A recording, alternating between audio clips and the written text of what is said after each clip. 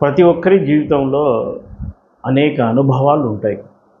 వ్యక్తిగత జీవితం కొన్నిసార్లు విఫలం కావచ్చు. అంత మాత్రాన కొనసాగుతున్న కెరీర్ పట్ల అశ్రద్ధ వహిస్తే అది మరింత కుచించుకుపోయే ప్రమాదం ఉంది.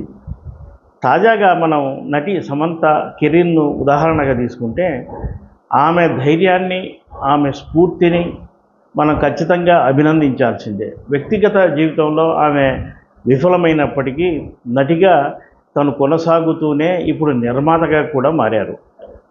నటిగా మంచి అవకాశాలు అందుకుంటున్న సమయంలోనే ఇదే రంగంలో అంటే సినిమా రంగంలోనే నటిగా కాకుండా మరే విధంగా అయినా తను పార్టిసిపేట్ కావాలని అనుకున్నారు. అంటే బిజినెస్ పరంగా కూడా ముందుకెళ్ళాలని అనుకున్నారు. బహుశా ఆమె దర్శకత్వం కూడా వహించాలని అనుకున్నదేమో. ఆ విషయాన్ని బహిరంగంగా చెప్పనప్పటికీ నిర్మాతగా మారితే ఎలా ఉంటుందన్న ఆలోచన ఆమెకు మొదటి నుంచి ఉంది. అందుకే ఈ రోజున శుభం అనే సినిమాతో ప్రేక్షకుల ముందుకు వస్తుంది. సమంత వ్యక్తిగత జీవితం గురించి అందరికీ తెలిసిందే. పైగా ఆ తర్వాత ఆమె అనారోగ్యం పాలు కూడా అయ్యారు. దాంతో అవకాశాలు కొంత మందగించాయి. అయితే అందరి ఆడపిల్లల లేదా సగటు ఆడపిల్లల ఆమె నిస్పృహకు లోను కాలేదు. ధైర్యంగానే ఉంది. తన సన్నిహితుల ద్వారా ఆ ధైర్యాన్ని మరింత పెంచుకుంది. అందుకే తను గతంలో నటిగా ఉన్నప్పుడే అనుకున్న తన ఆలోచనలకు ఒక దృశ్య రూపం ఇవ్వాలని సినిమా నిర్మాతగా మారింది. సినిమా నిర్మాణం అంటే రెగ్యులర్ నిర్మాతలే ఈ రోజున సంశయిస్తున్నారు, భయపడుతున్నారు. అలాంటిది కేవలం ఇప్పటి వరకు నటిగా కొనసాగిన సమంత ఆ నిర్మాణంలో లోతుపాతులు తెలియనప్పటికీ తను ఇప్పటి వరకు సంపాదించిందంత పెట్టుబడిగా పెట్టి శుభం అనే సినిమా తీశారు.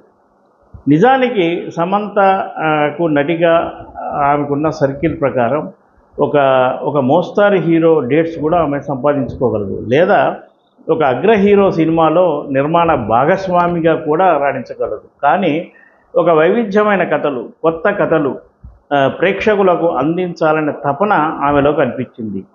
మీడియా ముందు ఆమె మాట్లాడిన తీరు మనం నిశితంగా గమనిస్తే కాన్ఫిడెన్స్ ఏ లెవెల్లో ఉందో అన్నది అర్థమవుతుంది. నిజానికి సమంతను చాలామంది ఆడపిల్లలు ఉదాహరణగా తీసుకోవచ్చు. వ్యక్తిగత జీవితంలో విఫలమైతే కెరీర్ ముగిసింది అనుకోరాదు.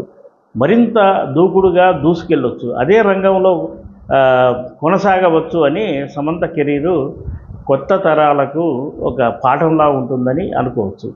అలాగే తన వ్యక్తిగత జీవితం గురించి గతంలో ఆమె చేసిన కామెంట్స్ కొన్ని విమర్శల పాలయ్యాయి. సోషల్ మీడియాలో అనేక ట్రోలింగ్స్ కూడా జరిగాయి. ఆ అనుభవంతో ఇక ముందు తన వ్యక్తిగత జీవితం గురించి ప్రస్తావించను అని కూడా ఒక తెలివైన నిర్ణయం తీసుకున్నారు. సమంత గురించి రకరకాలుగా సోషల్ మీడియాలో వినిపిస్తున్నది ఎంతవరకు నిజమో తెలియదు. ఆమె మళ్ళీ వివాహం చేసుకుంటుందనే మాట కూడా వినిపిస్తుంది. అయితే వ్యక్తిగత జీవితంలో ఒకసారి విఫలమైతే అక్కడే ఆగిపోవడం సరికాదు. మళ్ళీ ఆమె వివాహం చేసుకున్నా దాన్ని అందరూ స్వాగతించాల్సిందే. ఇక నిర్మాతగా ఆమె ప్రయాణం ఎంతో సక్సెస్ఫుల్గా రాణిస్తుందని మనం భావించవచ్చు. ఆమె ధైర్యానికి మాత్రం మనం హ్యాట్స్ ఆఫ్ చెప్పాలి.